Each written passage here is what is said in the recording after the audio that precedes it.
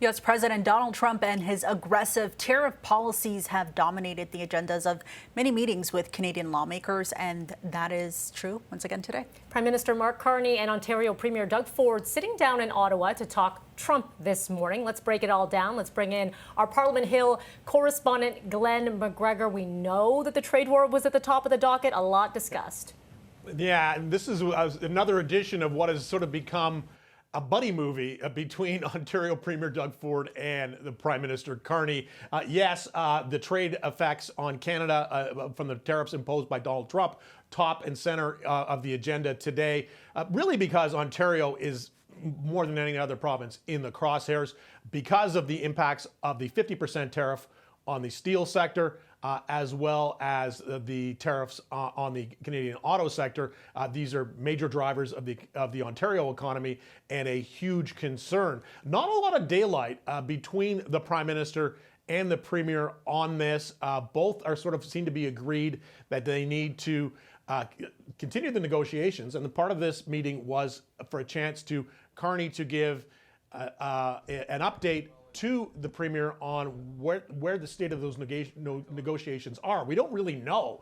We know the talks are supposedly continuing, but there doesn't seem to be a whole lot of action. Not a lot has happened since that August 1st deadline, which had been imposed, that Trump said he was going to set the tariff rate on Canada at 35%. Not a lot in the negotiations seems to have happened since then, and it seems very much like, if you read the Premier's comments coming out of that meeting, like that they are both sides looking forward to the renegotiation of the Canada-U.S.-Mexico agreement. But listen to what Doug Ford had to say coming out of that meeting with the Prime Minister.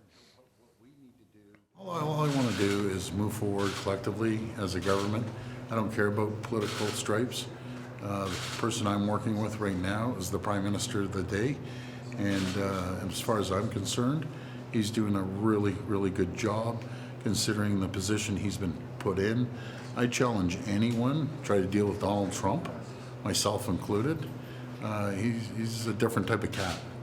But we're united, we know what we need to do, and we know that we need to cut the regulatory burdens off of companies, lower taxes, put money back into people's pockets, support companies that need investment to grow and expand here, and onshore, the procurement side. It's absolutely critical.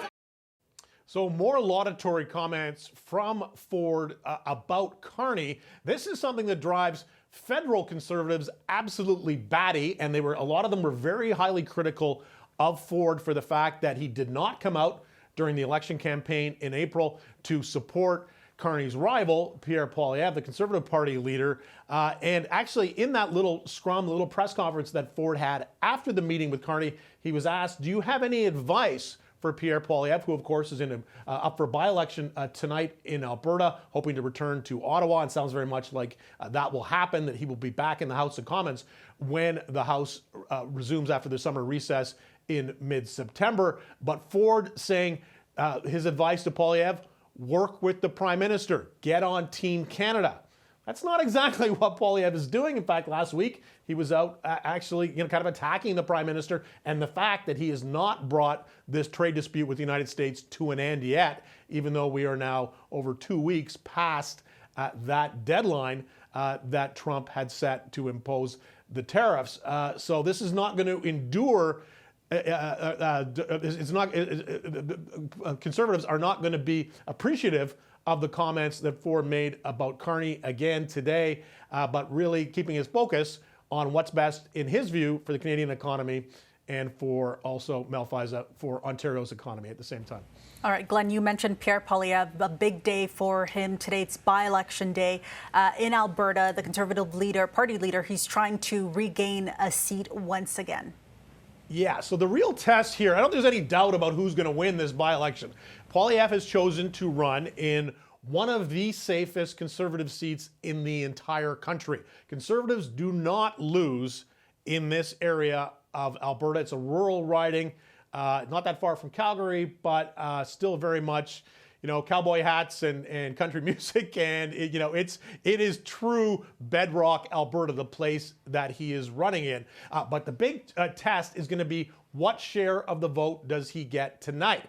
The Conservative MP who stepped aside, Damien Kirk, got 82% in the election just at the end of April. 82% of voters backed him, the Conservative candidate. Now, Poilievre is getting a little bit of a challenge by a local independent candidate, a Canadian Forces veteran named Bonnie Critchley.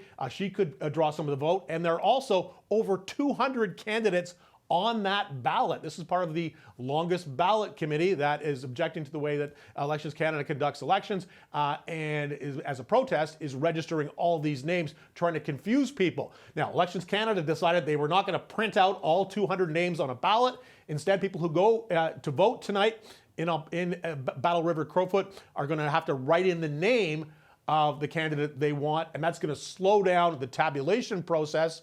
So we're probably not going to hear much later. The polls don't close until 10:30 Ontario time, so we're not going to hear probably until late in the night what share of the vote Poilievre got and whether he won that riding. But if he comes in well below that 82% that Currick got, that is going to create some issues for Poilievre, and that's not going to help him when he goes up for the leadership review starting in January, because the party is conducting the review as they are mandated to do. Whenever the party loses an election, they have to review their leader's performance. So, crucial night for Pierre Poilievre. He will very, very likely win that seat, return to Ottawa.